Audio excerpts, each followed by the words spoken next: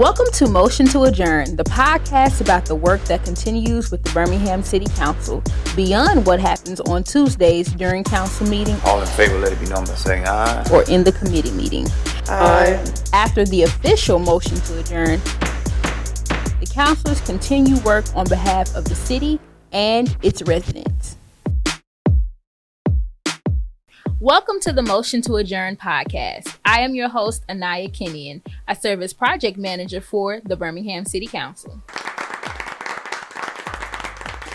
On today's episode, we've got a full lineup, from key council highlights to a recap of the NLC Congressional City Conference with Councilor Crystal Smitherman and Councilor Josh Vasa, plus updates on upcoming events and important things you need to know. Let's get started. Today, we are diving into some of the most significant items that were mentioned during Tuesday's council meeting. On Tuesday, the council voted to extend the District 1 funded nutrition program at Huffman High School.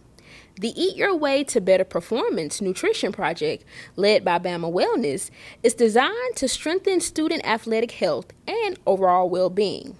Here's Councilor Clinton Woods sharing why this extension is such an important investment in our students. We're extending it for the year at Huffman. They are also working with some other schools, but it serves as a club in the school when they're regularly coming in. They're bringing different healthy treats and meals for them to try, encouraging them to go home and take these meals and make them at home. And so we've seen an increase in just the number of students that are being intentional about a healthy diet, and we're seeing just really that spread. I think one of the things that people have to understand is the impact of what you eat on your long-term health and medical diagnosis. And so we want people to be as healthy as possible, and long-term that saves you money from a dollars and cents point of view, but it also ensures that are you able to live a longer, healthy life.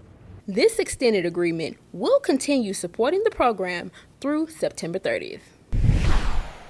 The council approved a $50,000 agreement with the World Dodgeball Association, paving the way for the city to host the 2028 World Cup. Now, let's hear from Councilor Hunter Williams as he highlights why this event is such an exciting opportunity for Birmingham. They have been in multiple different countries over the past several years, and we're bringing them back to the United States. We have approximately 16 countries of folks that will be competing with a little bit over 600 registered athletes that will be actually participating in that. Think dodgeball as a child, same sport. There's an international league of adults that play in the sport and in that division, and they have a worldwide championship, and it alternates countries and cities. And so we have won the bid for that, and that will come to Birmingham in 2028. It's one of those things where, we're constantly competing, trying to get different events. They might be unusual, they might be weird niche events. I would consider this not a typical sport that you attend, seeing adults play dodgeball. But if we can get 600 folks coming in from out of the country, staying in the city of Birmingham, we consider it an economic win. With an estimated economic impact of $2 to $3 million, this event is expected to bring more than 600 athletes from 16 countries right here to Birmingham. Don't go anywhere just yet. Stay tuned to hear a one-on-one conversation with Councilor Crystal Smitherman and Councilor Josh Vasa on their recap of the 2026 NLC Congressional City Conference. Stay tuned. This Women's History Month, we highlight the women making a difference right here in our neighborhoods. Advocates, educators, innovators, and public servants. Their work strengthens Birmingham, and their stories deserve to be heard. Happy Women's History Month from the Motion to Adjourn podcast.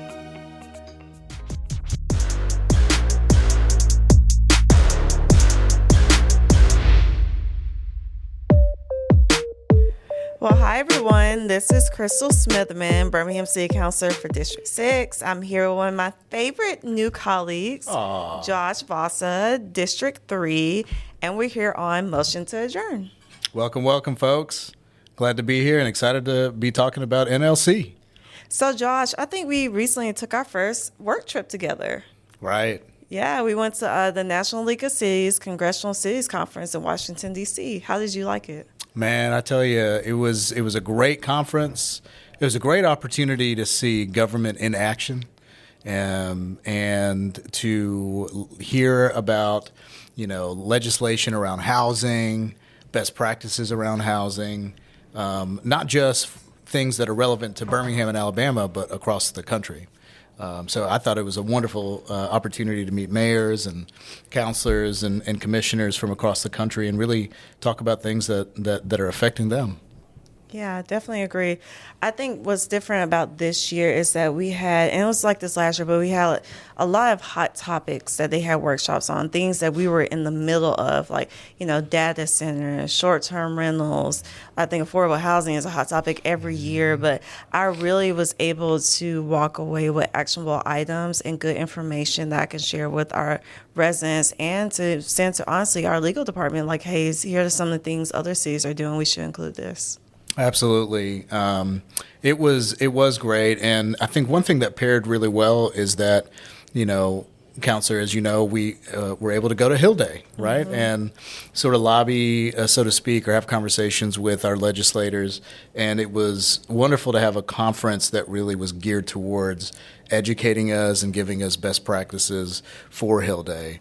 I feel like you did a great job with our legislation. And did you feel sort of prepared based on some of the workshops that we had? Yeah, I did. So I've been serving for the past few years on the FAIR Committee. That is the Finance, Administration, Intergovernmental Relations Federal Advocacy Committee. Mm-hmm. And so they give us some really good talking points. And I was able to ask Senator Tuberville's office about cryptocurrency and how it would be taxed, because that's something that the senator is very adamant about, making sure that Alabama is the second state to kind of use cryptocurrency more. So being able to take what you learned during those federal advocacy committee meetings, educate your colleague, educate the residents, and just be able to say, hey, like to our federal representatives, we see what you're doing, we acknowledge what you're doing, but here are some things we want to make sure are actually being done to help our residents. Absolutely. And I'm so glad that your experience and background put us in a good position to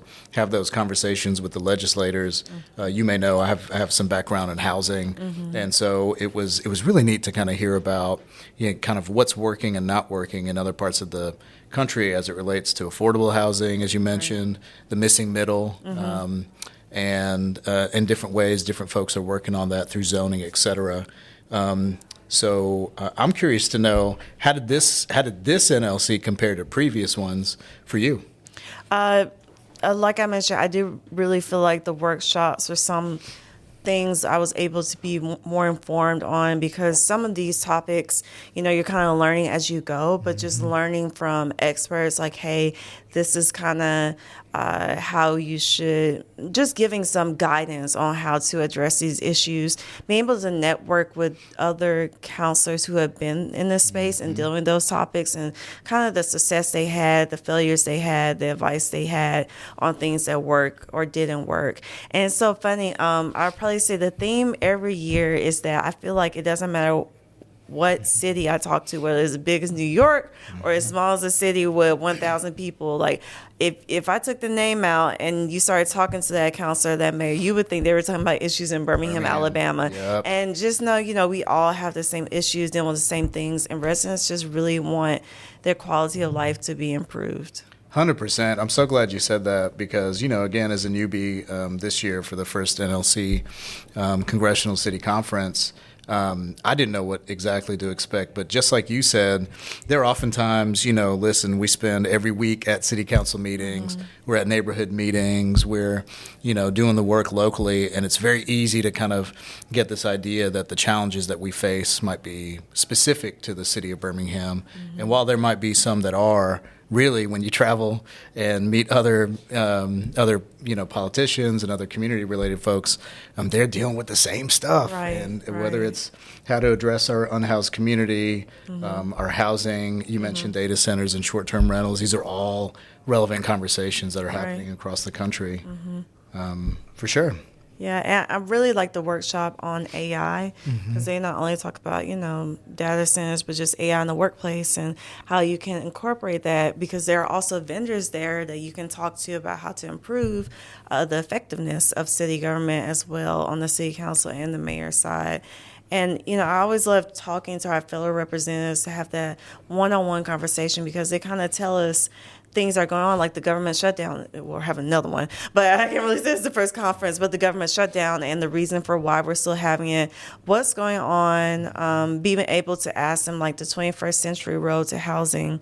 In the midst of us preparing for NLC, it was in the Senate, then right before we got to NLC, then the Senate passed it. Now we were able to go to the House of Representatives and be like, hey, we know the Senate passed it. We really want y'all to find some type of middle ground so both parties can pass something that is bipartisan for affordable housing, which hasn't been done in decades, honestly. So and that's something to take away to the people back at home that, hey, we're really fighting for affordable housing for you on the local, state, and federal level. Absolutely. And, to your point, one of the exercises that I found was my favorite is they said, all right, folks, look at the colleagues that you have at your table. There was 8 of us around the table, and they said, let's workshop some ideas. And so I think, housing was one. I think financing was the other. You were at the other table there. But it was so neat to see at the end of that exercise, like what's working, what's not working, what are some creative funding sources. And when folks went to the microphone, it was neat to see that like the menu of options is pretty large. And that's where it gets specific to each local municipality, right? Yeah. Like there might be some municipalities that have more freedom or more ability within their state to do things than say Birmingham, or there might be others that are just looking at TIF districts or looking at different funding policies. So it was neat to kind of also see that there are other ways of kind of achieving funding, and I know we're the city of Birmingham's doing a good job in terms of addressing grants and applying and trying to find some items there. So definitely left me, and I think you as well, with an opportunity to kind of feel positive about the work moving forward. Yeah, and that's a lot of times that's as you stated, the missing puzzle piece. A lot of times with our projects is that federal funding. It's finding that gap because I ended up finding out that one of my ARPA projects, we were missing a few $1 million, and really, going to our federal representatives and like, hey, this is a big project. This is going to transform that whole area. It's like a mini choice neighborhood grant, but with ARPA funding and city funding, can you help us out? And so you just see what it looks like when you have collaboration, not working in silos. You're 100% right. Cities alone can't do the work, right? And we rely on our county governments, our state governments, and our federal to get a lot of things done. So definitely enjoyed the experience, and also saw you at the gym once or twice, right? Yeah, we did go to the gym together. I got Josh to wake up at 6 a.m. to go with me. So, we're taking care of our mental, physical awareness as well. So it was a great conference. It's not something where we just sit around and go to a workshop or two. We really are waking up at 5 o'clock in the morning and go to bed at midnight, really just networking and working with people. So I guess last thing, what do you wish you would have known before you had gone to the conference? Yeah, that's great. And going forward for the next one that we go to, I think I want to lean into maybe doing a little bit more research on the items that are relevant for us on Hill Day, and then take that and then really just ask questions, right? Because you're in a room, again, with folks from California to New York, everywhere in between, small cities, large cities. And so maybe taking some questions to some of my other colleagues across the country and seeing what's working with them personally. Because the relationship building piece is really important for this. Yeah, and I'll definitely say that's something that's been very beneficial. It's the networking part, because now I have friends and colleagues from all over the country, and I will literally call and be like, hey, I have this issue. Have you dealt with it? Can you give me some advice? And it's just been great just having that support there. So I'll probably say, get outside the workshops, network, make new friends, absorb everything that you can, and also just just bond with your own colleagues, because that's the time to know what your colleagues' priorities are and to learn their like communication style and how they are as a person. Because when you get to know your colleagues in a more intimate way, then you'll be it helps to collaborate more on helping to progress the city. 100%. Yeah. So looking forward to next year's conference for sure. Any last insights or what you're looking forward to for the next one? I guess the next one would be City Summit. So definitely just going there and learning more information. Enjoyed that conversation? Well, don't go anywhere just yet. Stay tuned to hear about some updates and upcoming events that you need to know about.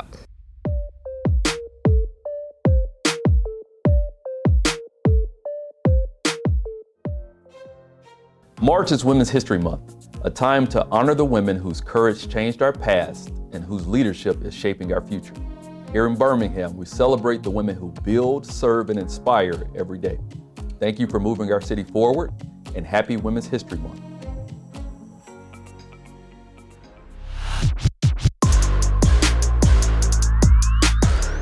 Here are some updates and upcoming events that you should know about. On Saturday, March 28th at 10 a.m., Councilor Smitherman will host the Keep It in the Family, estate planning, heirs property, and homeownership event at the Grove Beham. This community education session brings together city leaders, real estate professionals, and legal experts to break down heirs property, wills, and estate planning in clear, accessible language, all with the goal of helping families build long-term stability and generational wealth. Who doesn't love that? The IndyCar Series Grand Prix of Alabama returns to Barber Motorsports Park starting this Friday, March 27th through March 29th. It's one of the premier motorsports events in our region, and tickets are still available. The book, Green Power, The Successful Way of A.G. Gaston audiobook is officially live and available now on Audible, Amazon, or Apple Books.